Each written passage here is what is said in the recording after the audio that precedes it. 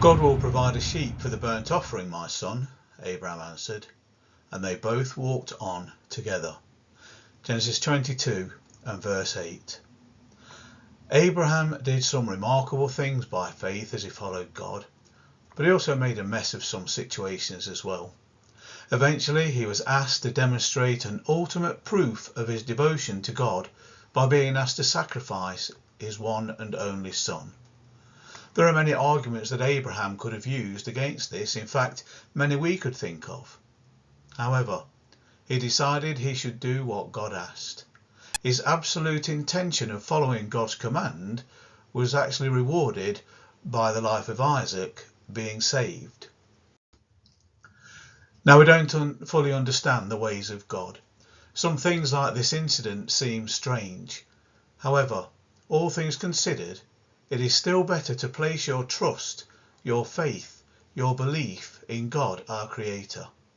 His ways are higher than our ways and make more sense than there being no God or many gods, or having to work things out for ourselves by some kind of majority vote.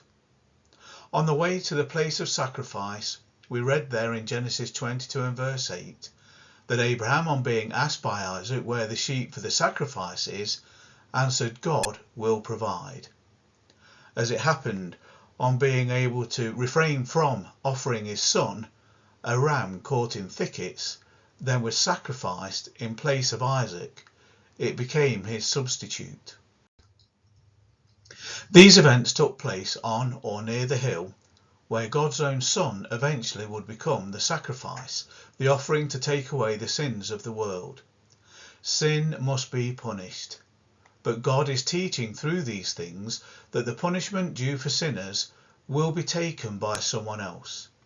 The events in the Old Testament point towards the substitute that God in fact will provide.